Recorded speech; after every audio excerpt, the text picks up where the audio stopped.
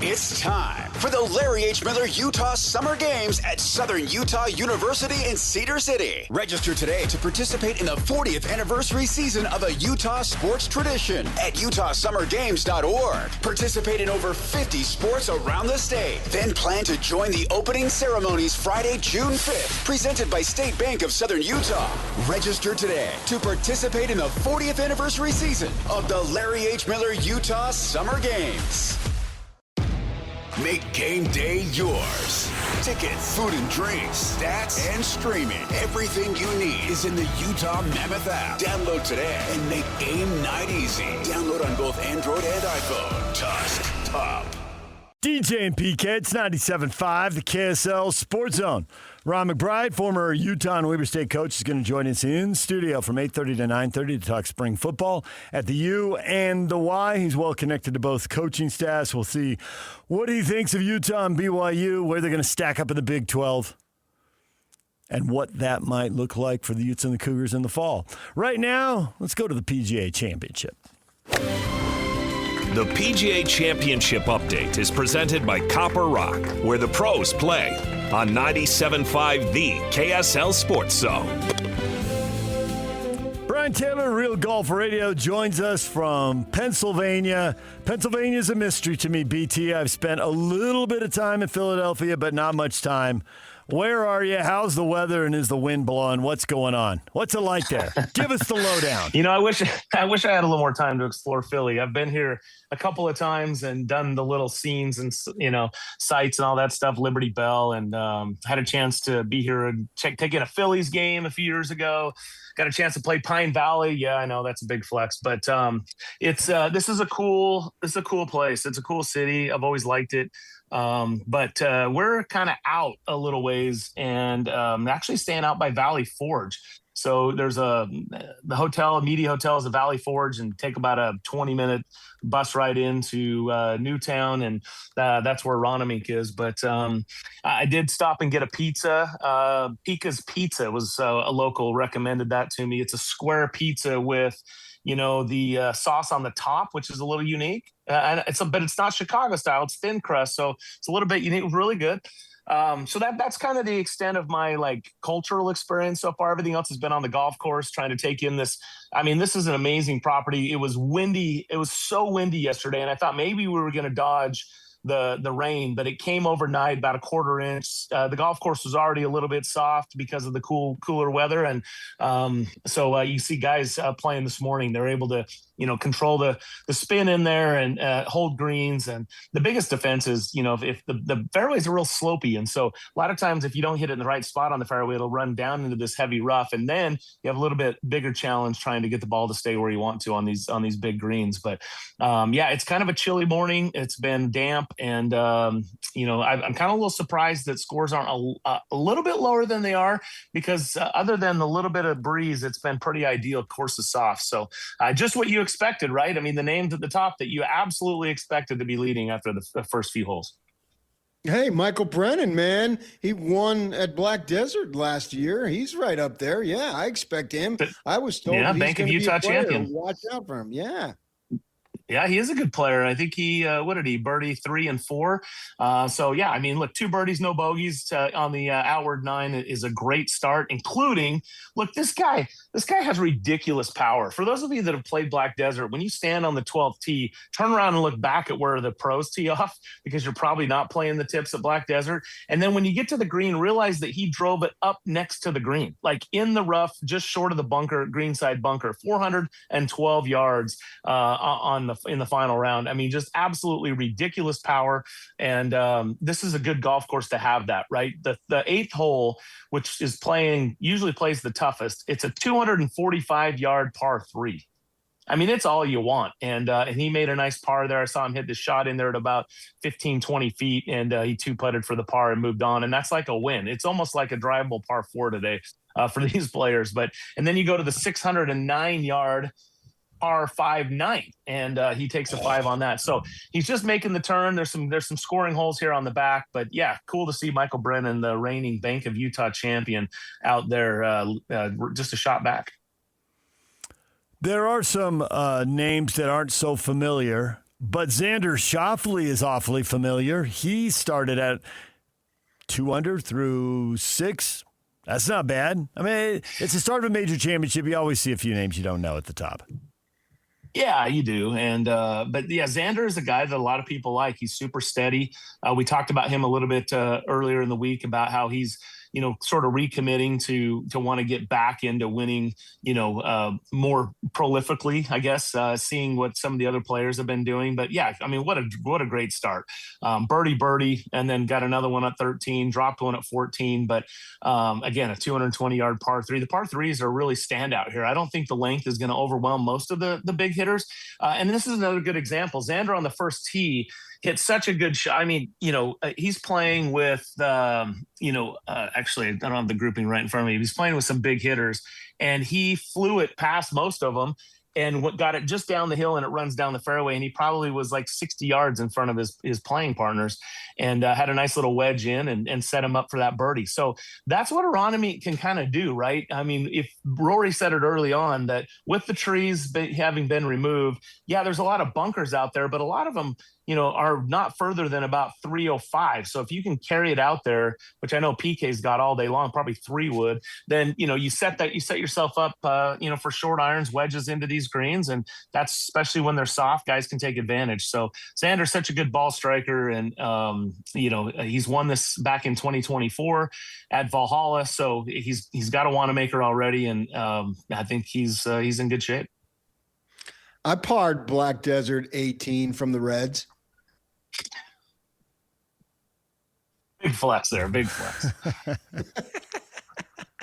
You spoke of the long par 3 and par 5. I heard that there was a 500-yard plus par 4. And get this, DeChambeau actually had to take a fairway wood in his practice round. That is earth-shattering news on his second shot. Yeah, the 15th hole, 529-yard par 4, and I think it's uphill too. So I did a full walk around the golf course, but when you haven't played it, it sometimes doesn't stick in your mind like when you're playing. Isn't that kind of a remarkable thing when you're playing golf? Like you sometimes can't remember where you put your keys like 20 minutes ago, but you can go shot for shot when you played around a golf. So it's kind of one of those weird deals. But yeah, give me a call later. I will tell you each of the 35 shots that I had on the front 9 from the Whites at River Oaks last Tuesday, 2 days ago. 35. Uh-huh. That's good. That's what nice playing, PK. Got me $29, man. I got to decide how I'm going to spend it come this winter. Well, right here at Valley Forge, they have a casino on site, so you could just put that all on red, see what happens. Well, it is just pro shop credit, Brian. We don't allow right. Okay. I mean, I know you've been skirting the laws and rules of the state, but not me. Brian, loose with the law. Hey, Bryson DeChambeau, speaking of Bryson and his fairway woods in the practice round, is 2 over through 6. We know the cliche, you can't win the tournament but you can't lose it on Thursday. Where do you think the winning number is going to go? And so what's a number when all these first rounds are done? I mean, he's still got 12 holes to go, but where you're like, okay, if you shoot that number on the opening day, you're already done. Yeah, I mean, the way it's trending, I would think, anything over par is in a tough spot. I was looking at Cam Smith because he's up there, and he got off to a 78 last year at Quail Hollow, came back with 71, but it wasn't good enough to make the cut, right? So you're right. You can shoot yourself out of it in day one. You're not going to win it, but you got to hang around. I watched Bryson. As usual, he was the only one on the range last night, and so I went over and took in that show. He had a whole team. I mean, it's unbelievable. Was there like 6 guys standing around, and one guy was manning the cell phone cam. One guy was, on the track man. You had a caddy, you had a couple of coaches, all gathered around and giving him analysis after every shot. And it seemed like he was fighting a hook. Everything was going, I saw where he had his alignment stick down and he was hitting it way left of that. And he was trying to start it right of it and bring it back to the line, but it was over hooking. And they were having a lot of spirited conversations around it, and probably watched him for about 40 minutes. He hits it so good, but he definitely was hooking it. So, And then watching the broadcast this morning, the commentators were also talking about David Duval and saying just how he just looks like he's, just a little frustrated, just doesn't seem comfortable, like he's pressing a little bit. And it felt that was sort of the era he was putting off, the era he's putting off last night on the range, just pressing a little frustrated. So yeah, it's interesting. I thought this would be one where Bryson, if he was on, look at the way he, dismantled Winged Foot, even with its deep rough. And this is a golf course where it's just wide open for him. So not off to the great start, but to answer your question, I think he's got to get it back to even par to, which he certainly can do, but get it back to even par to give yourself a chance to compete over the last 54 holes. I sense that the players are getting a little live fatigue and having to talk about it. Do you sense that? I think we had reached that point, but now that there seems to be an unraveling, it almost is like a bit of a renewed momentum on it. Like, oh, hey, yeah, let's I think a lot of the tour guys are pretty kind of happy to see that maybe it's unraveling, that they made the right choice, that because it did feel like for a while, which ship should you get on here? Which one's going to be this? Are we in the safe one that we've been in for a while, but that one's really fast and looks really shiny over there. And I think there was a lot of guys that had to make decisions and wanted to know if they were making the right decision. And I think for a lot of the players that chose to stay home, seeing this sort of unravel the way it is somewhat maybe relieving. I don't think anybody's out here celebrating, haha, I told you so, or, sucks for you, that kind of thing. I think it's just more, maybe validation for, I'm glad I stayed where I'm at. I'm seeing all the, commotion around what's going on there, the distraction around being, having to answer those questions and so forth. And so, yeah, we're all tired of it. I think there's some renewed energy around the fact that maybe this will be over and we can kind of get back to business as usual. I get what you say about some guys, and I think given what Koepka said when he came back, I think what you said is really accurate. But don't you think there's still a little of that reserved for Mickelson and Norman? There's a little more bite. Well, people aren't sorry to see them humbled. They're not on tour every day, but so it's different. The guy who's on tour every day with Koepka, he said what he said. He humbled himself, and I think the players are ready to move on there. But I'm not there. Maybe I'm wrong. I'm just wondering if that's the way you see it. You're closer to it. Yeah. No, I think you're right on, DJ. And I think what it comes down to is I think it's going to be a case-by-case basis. There's not going to be a blanket, okay, everybody that went to live, here's your path back. I think it's going to be, hey, you and you, this is your little opportunity. Let's sit down and talk about it. The rest of you guys over here, we'll come up with something. Why don't you give us a call in a little bit, kind of thing. And there were so many different ways guys went out, right? Some people had mean things to say. Some people filed lawsuits against the PGA Tour. Some people tried to retain their membership and suffered penalties. Others just resigned their membership. And so there's so many different variables and circumstances in which people left. Sergio didn't have very good things to say when he went. I don't think there's a lot of, hey, let's try to get Sergio back here as quick as we can. Phil Mickelson obviously bragging about architecting this deal and really trying to not only just change the PGA Tour, but maybe completely, sink the PGA Tour. That one's going to be a tough one, for sure. Greg Norman, he was never really, he'd been out for a while. So, no love lost there. I don't think you're going to see Greg Norman hanging around PGA Tour events. I don't think they're going to bring back the Shark Shootout or anything like that. Yeah. So, he kind of made his bed. But look, at the end of the day, it never felt sustainable to me. It felt like it was, all this money. I don't even think that the way the PGA Tour has responded with their money is sustainable. So it's changed things. It's no longer a charitable organization. It's a for-profit. They're going to have to make decisions. Brian Rolliff's going to have to make decisions around that versus, who's going to help the ship? Who's going to help this company grow? Who's going to help get return for these new investors? Those are the decisions they're going to make. And if it doesn't bring value or add value, then you know what? There's always qualifying and Corn Ferry Tour options to try to make your way back onto the PGA Tour. Well, I'm telling you right now, Brian, if there's not a place for Anthony Kim on the PGA Tour, the PGA Tour is dead to me because I want more tatted up guys out there. Look, I don't know where the tatted up really plays into Anthony Kim, but I think Anthony Kim is it's a very interesting story. And it's a great we were all a story. little, Well, it's a great story. Yeah. I mean, when he left, it was a mystery, right? I mean, the kid was, and he was a kid back then, the big belt buckle, and he had a game that was, he had shots and a swagger that you just didn't see all that much on the PGA Tour. And he was a hugely popular guy and then just disappeared, right? I think there's been a lot of challenges in his life. He hasn't revealed everything, but clearly there's been, addictions and things that have been a big challenge for him. So to see him come back and to see him win on Live, I mean, that was the best thing that happened to Live, right? That was the best thing that came out of Live, I should say. So, but having said that, he hasn't played great golf, and I don't know that they just roll the red carpet out and say, hey, you're a nice figure, you're back on the PGA Tour.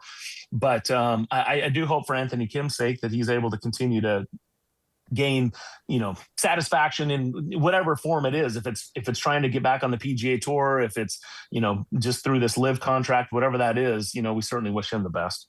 Right. It would be awesome. And it would be a great story because there's a lot of people who've been in his shoes, and to see have a potential comeback, I think can be a rallying cry in terms of, hey, look where he was. Look at the struggles he went through. He found a way back. You have hope too. Absolutely. I mean, everybody loves a human story that way, right? I mean, that's, and when it plays out in sports, it's super inspiring, and they make movies about it. So yeah, exactly. I'm all for it. Brian, we appreciate it as always. Get out there and enjoy the course there, and enjoy Valley Forge. I kind of felt bad because I've never done Valley Forge, and I just don't have time to get over there. And so, but I'm like, this is important historical stuff in our country. It'd be kind of cool to go check it out. Hey, real quickly, by the way, just shout out to Brant Snedeker. Speaking of comeback stories, how cool is Sneds, man? He's 2 under through 5. He won last week, gets in. I mean, he's not a young player anymore, and that's pretty cool. It's pretty cool to see. Sure. Yeah. He's Brian Taylor. You're going to hear him on the air. Bob Casper as well on all the shows all day today and tomorrow. Keep you updated on the PGA Championship and what's going on as things get started. Bob and Brian's appearances are brought to you by Mountain America Credit Union, Mountain Supply, Black Desert Resort, Hoops Vision, and Uinta Golf. DJ and PK, it's 97.5, the KSL Sports Zone. Ron McBride in studio for an hour talking spring football. That's coming up. Stay with us. Ready or not, summer is coming, and Wayfair's Memorial Day clearance is on now. Right now through May 25th, get up to 70% off everything home at Wayfair. Plus, score amazing doorbuster deals all sale long and surprise flash deals on Memorial Day. We're talking thousands of products at every style and budget. Now is the time to save big on must-haves for your patio, backyard, and beyond. These savings won't last, so don't wait. Shop Wayfair's Memorial Day clearance now through May 25th. Wayfair, every style, every home. DJ and PK, it's 97.5, the KSL Sports Zone, and we are joined in studio now by Ron McBride, former head coach at Utah and Weber State, and now, in his spare time, a concert promoter. Yeah. Ronnie Mac, how are you? What's up, David? Got your poster here. Yeah. You're bringing the band The Head and the Heart to the State Fairgrounds Saturday, October 22nd. PK, do you know about The Head and the Heart? Does your wife know about The Head and the Heart? I got both of those, so yeah, I know very well. It turns out on Mac's board, most of the women know exactly, and they're just all crazy about the band. All the guys are looking at each other like, who's The Head and the Heart? They appeal more to the women, apparently. Maybe 2/3, 1/3. Yeah, there you go. All right, we'll talk more about the concert coming up. We got spring football to talk about. Right.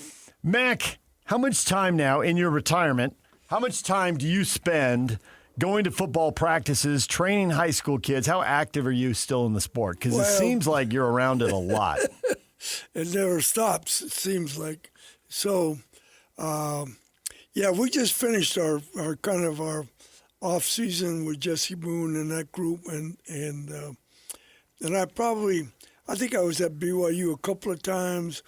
I was at Utah probably 7 or 8 times, maybe more. So I have a good idea about both teams, and have a good idea about kind of what's going on in in high school athletics, football particularly in the state of Utah. Coach Mack, how the heck are you? So, Yeah. anyway, so we got a lot of things Yep. going on. So PK wonders how the heck you are. We got to crank your headphones up a little bit. Okay. Where did Kirk go? Knob right there on the right. To your right. To your right on that black This box. one? Yeah, right there. You can spin that up. Where Yeah. did you, I'll up? turn it up. Where's the up one on the top? Well, the things that I want to know, a couple of things that don't relate specifically to BYU that I am going to ask Coach McBride when he gets his headphones set up, or his thoughts Okay, on well, I Kyle don't Whittingham. And then also we'll Weaver see. State hiring a high school coach. I think that is unusual. Both stories are huge. Obviously, Michigan Yeah. is a much bigger story. You got me now, Coach? Yeah, I got you. Yeah. All right. I can remember several years back, you told me a story. You said Kyle Whittingham's not retiring. It's probably 6, 7, maybe even 8 years ago. And sure enough, you were right. He didn't retire. I don't know that you've spoken on it. What do you think about that story, how it unfolded with him leaving Utah and then going to Michigan? So it's a pretty interesting story because there's a lot of speculation out there, and so it's hard to know exactly what happened. But I don't think it was a positive parting, And the only reason I say that is because I think they were all together at an event in Hawaii at the Polynesian Hall of Fame thing, and they kind of were not real social with each other from what I was told. This is all speculation, it's not fact, but, so it was just, who knows exactly from the inside. Well, there's probably But a lot surprised that he went to Michigan? Well, it was a logical take for Michigan, because he fit all the boxes. Right. They needed a no-nonsense guy. They needed a guy with no background problems. They needed a guy who was a very stable guy. And they needed to probably clean house at Michigan. And so he was a logical candidate, I mean, the right guy at the right time. And he got $13 million to go away at Utah. With all the success he'd had at Utah, they can't see you shaking your head on the radio. You're rarely speechless, Mac, but that just blows you away. Well, it does. I mean, the money part of it is ridiculous, and it's kind of scary, actually. Good for him, huh? Well, yeah. Hey, if you got a good agent and you got a good contract, hey, that's more power to Kyle. Yeah. His agent's Ted Tollner's son, isn't he? Yeah, that's exactly right. Yeah. Yeah. And Bruce, I think his name he's is. been with Bruce, I think, for a long time. Yeah. He and Bruce have been good for each other. Yeah. well, They're both let's doing put it- well. Yeah. So Kyle's been good for Bruce. Okay. Yeah. So yeah, but hey, money doesn't seem to be a problem today. It's just it's out there. All right, so you told us you went to both Utah and BYU practices. I don't know. We can start with the Utes. I mean, people are aware as a former Ute coach, okay, you have a tie to the program. That's not surprising. But I don't know if they realize how deeply tied in you are to Morgan Scally. Well, yeah. And I knew you were, and I knew you'd recruited him. Right. But I had a chance to talk to Morgan, I don't know, 6 weeks ago or so. And he is so firmly in your corner, and it seems like you're so firmly in his corner. I didn't know the bond was that deep, but Morgan really didn't have words for the level of loyalty he feels to you and the support he's felt from you over his career in his lowest times. Yeah. You never told him what you've done is okay, but he was always still your guy, and he understood that distinction. And you're just way tight with him in the program now. Well, yeah. So I've always been a fan of Morgan's, and he's earned the job. You know, he spent his time. He did his thing. He got through a couple of hiccups, you know, and when the one particular deal, you know, people had called me. I said, no way. I said, this guy is 100% Utah guy. He's 100%. He's not anything like you're trying to paint this picture of him. And he's loyal to Utah. He's loyal to the players. He's a players coach and a very smart guy.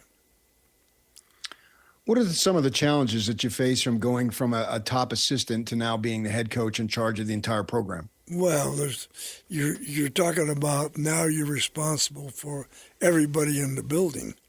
You're responsible for all the players. You're responsible for all the staff. You're responsible to run a clean program.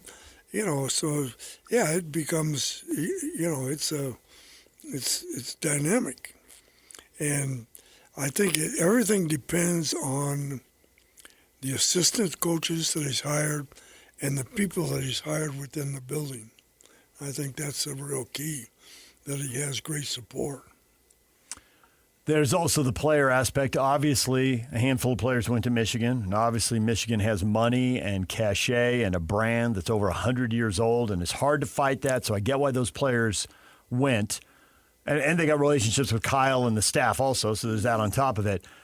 I'm curious, does Utah, were they able to replace it with some high-end talent? Do they have difference makers? Do they have some guys who are really special? Or are all those top NFL-type guys who tend to get drafted, do they have to be replenished in the program over time? Well, my thoughts on the Michigan Utah thing, I think I've been to Michigan. Mm-hmm. I spent a spring there, first spring with Harbaugh when he was there.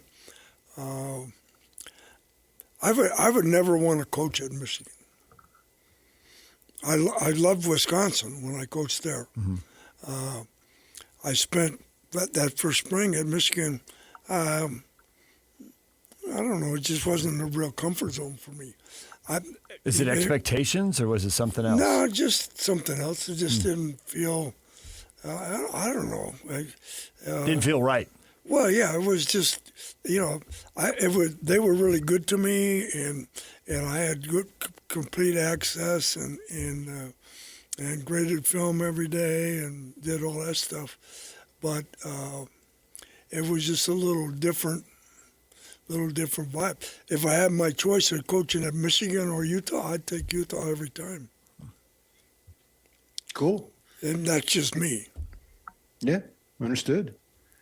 For a decade there, or a little more than a decade, the balance of power in the state had really shifted with Utah being in the Pac-12 and BYU being independent. Right. And we saw that on the field. The results were indicative of where the power was and where it resided. And it was clearly with the University of Utah football program as they won 9 straight and dominated the rivalry. Right. Well, now they're on a more of a level playing field. It's like back to where when it was when you were coaching and you elevated Utah's program to where you were able to compete with BYU. Now that the programs are back on an even field, does that present more of a challenge for Utah to recruit against BYU, which is something you went through for many years? Absolutely. And I'll tell you what, you look at BYU's signees, the people that they signed, and they signed a lot of defensive guys and the right guys, because I think the difference between BYU and Utah at this point is that BYU can maintain their roster, and part of it is because of the church, and part of it is because of their kids' families, and they want their kids to stay at BYU, and it doesn't become a money issue or an issue like that. And BYU has made up their mind that they're going to compete financially. Yeah. And so when I was down there in the spring, I was very impressed with the speed of their team. I thought I've seen all these first-round draft choices in person, the ones at SC and other schools, and I've watched them in practice, and this kid is, in my opinion, is better than all of them. I mean, he's a special. The Bachmeier kid is a special player, and I think he's in a league by himself. At least the practices I watched, I mean, his anticipation on his throws, making the throw before the cut, and understanding coverage, and he makes it look easy. And so, just watching him in practice, I was really impressed with him, his mentality, and he has a good rapport with the players, and he's a very academic guy. So I don't see him leaving BYU early, because I think his mother really stresses academics, and I think he will stay at BYU until he graduates. Now, I could be wrong, but that's kind of the way I see it. Ron McBride, former Utah and Weber State football coach, is joining us in studio. He's got the Ron McBride Foundation, funding after-school programs in multiple districts across the state, up in Ogden, obviously, because you're at Weber State, and also across the Salt Lake Valley, Jordan, Canyons, Murray, Granite, Salt Lake. You've got schools everywhere. Budgeting over $600,000 to give away in the next year. A fundraiser, the concert, The Head and the Heart. Tickets are on sale now for Saturday, August 22nd at the Utah State Fair Park. You can get your tickets at Ron McBride Foundation's website, ronmcbridefoundation.org. .org. The Head and the Heart on August 22nd. We've got more football with Mac coming up in just a moment. Stay with us right here on The Zone. He was the head coach at Weber State, PK. We should probably ask him about that transition at Weber State as well. Right. Hiring a high school coach you know well. Yep. We will get to that coming up. DJ and PK. It's 97.5, the KSL Sports Zone. For Jazz fans, it's been a rough few years.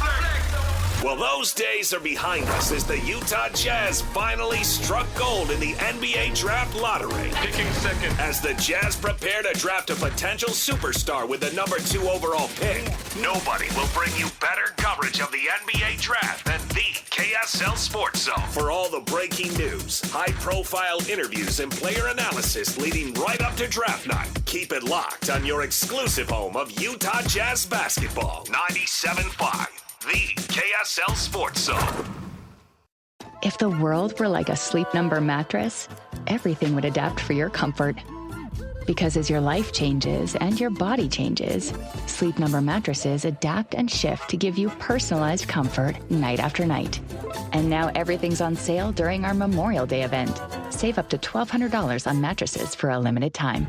To experience a whole new world of comfort, visit a Sleep Number store or go to sleepnumber.com. Sleep Number, to a good life sleep. DJ PK, it's 97.5. The Zone. See, here it is. Jake. Good producing, Jake. Jake, nice job. Jake's just easy bobbing his head to the music. Yeah, the head and the heart. Max got a poster here. That's the happiest I've seen you, Jake. Well, thank you. It's good to see you, Coach. Yeah, good to see you. Maybe if Mountain View got back in the state semifinal or something, you'd see that kind of joy out of him, you know? Yeah, take something like that. The Head and the Heart is the band. The concert to benefit Ronnie Mack's Foundation is Saturday, August 22nd. At the State Fair Park. Get your tickets at ronmcbridefoundation.org. The money will go to fund after-school programs at more than 24. We'll see with applications coming in. Maybe as many as 36 elementary and junior high schools up and down the state. You are very tied into the local school scene and into the high school football scene as well. And we'll get to the high school coach moving the college ranks. I'm curious, your recipe at Utah was copied at Utah State by Gary Anderson, who you knew well, your protege and all that. And we've seen that work over and over. Jay Hill used a formula like that at Weber State. But is it different now in the Big 12? Utah and BYU, are there enough good kids in state that they can recruit the way they've always recruited, or they had to change it to match the level of competition? And does that open opportunities for these other schools across the state, whether it's Utah State, Weber State, SUU, Utah Tech, to recruit some of the Utah kids who are looking for a chance to play and stay closer to home? Well, I think that the talent in Utah is outstanding, and particularly linebackers, D-line, O-line, quarterbacks. Quarterback's really changed and improved, hasn't it? You know, these quarterbacks are now all getting trained, you know, from an early age. And the kid at West is really, really a nice player. And I think he's got a really, really good future. He's going to the Big Ten, isn't he? Isn't he going to Illinois? And I don't know if he's going as an athlete or a QB. Lopati? Yeah. Committed to Michigan. Michigan. Flipped. Sorry, you're right, because of Kyle. Yes, he flipped. Well, he's a really good player. Yeah. You know, I know Arizona was recruiting him really hard. They liked him for almost 2 years ago. And they said, and that's Keith Lopati's son or grandson. Yeah. And he's for real. You know, he can spin it, and he's a good player. I think with the talent improving, as you say, how much harder is it to recruit given the fact that so many schools around the country have long since discovered Utah? Well, yeah, it's a little tougher because a lot of people come in here now, and particularly on the four-star, five-star kids, and it's all out there. So yeah, you see all the SEC teams come in here, all of the obviously the Pac-10 or whatever they call it now. That all that group is very aggressive in here. I know that both. I think Lewis Powell and a couple other coaches from Utah, I think, were here last week. They were at the open event at West High School, and so yeah, it's not a hidden, not a hidden thing any longer. So Weber State hires a high school coach. That is historically in college football a hard jump to make, but it is not an impossible jump to make. How do you think Eric Kjar, who won so big at Corner Canyon, you can't have a state championship game without Eric Kjar and Corner Canyon in it for a decade. How's that going to translate to Weber State in your mind? Eric Kjar, first of all, is a very, very smart football guy, very good quarterback guy, very good offensive guy. I think everything depends on who he's hired as assistant coaches, their understanding of Utah athletics, and development of players. So Weber is a program that needs to build from the bottom up, and don't look for any quick fixes, and just be patient and develop your players, and then hopefully people don't try to steal your really good players. Well, players are going to get stolen. I mean, that's just the way college sports works now. Yeah. I guess the question is how many and how quickly. Yeah. So let's say when Jay went to BYU, he took the 5 best players out of Weber, and they were all great at BYU. You know, those guys, the corner, Jack, that whole group, those guys were players. They were players on anybody's program. And Jay, you have to give Jay a lot of credit because he recruited extremely well at Weber, had really good players, and it proved out as he moved on, you know, the key guys he brought from Weber to BYU. Is there that big of a difference, high school coaching versus college? What are some of the differences? Well, the differences are the number of people you have to deal with, you know, and it just the numbers, the academic part of it, just it's a whole. Boosters. Boosters, political things, parents. You don't have to, the parents are not as big a factor on the college level, except maybe with the quarterbacks. You know, that's always how come my kid's not starting? He's better than that kid. And the thing is, hey, I get paid to win games, and I'm going to put the best players on the field. And That's the bottom line. But you have quarterbacks' parents. They'll be in the stands, and right away when the starter's not doing well, how come my kid's not? That's the nature of the position. But I think Kjar will do well. I think big thing is he understands Utah. He understands, the importance of missions. He understands, how the system works, and he has respect for Utah players, which is very important. And he hired a good O-line guy, who was one of the assistants at Utah. He was an excellent coach. He brought back a kid from San Diego State, who had been at he had been at the Catholic high school here, and then was at Weber, then went to San Diego State, came back. So I think he's hired a lot of the right people, and I think that's the bottom line.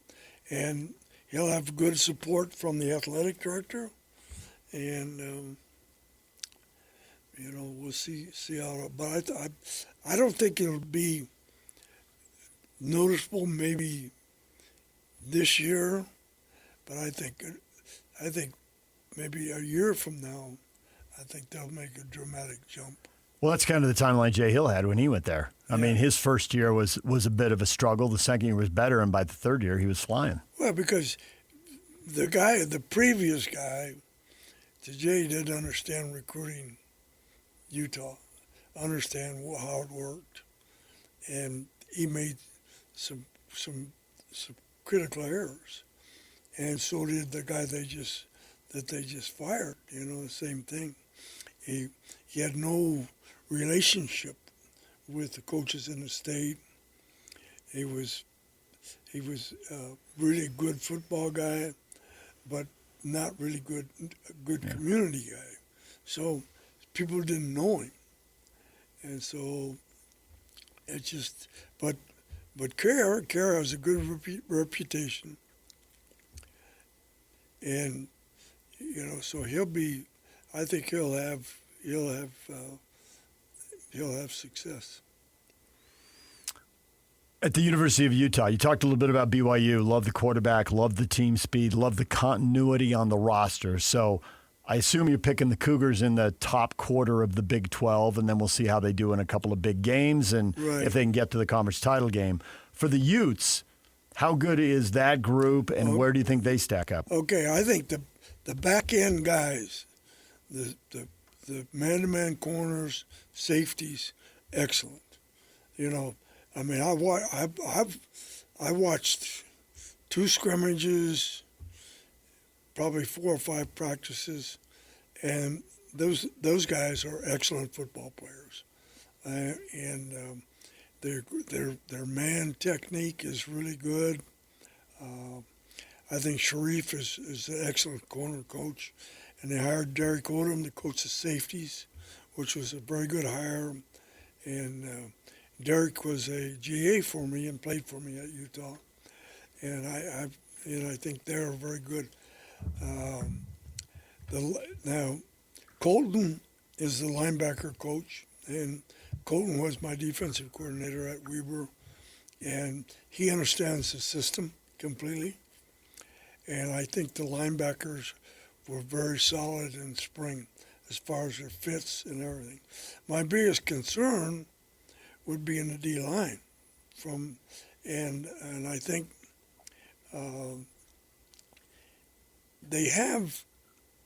there's like 6 inside guys, and I think Kafusi and Mahavala's sister's kid, I think are their 2 best inside guys.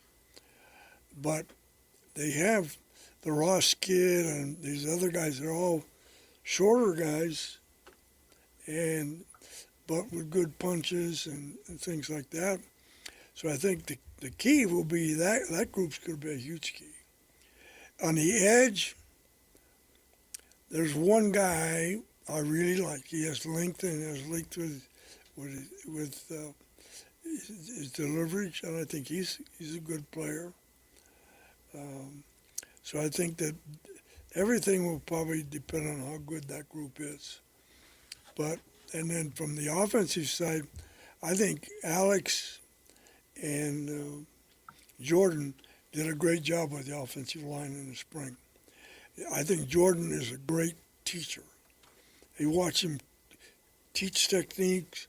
He explains it well. He teaches like he played.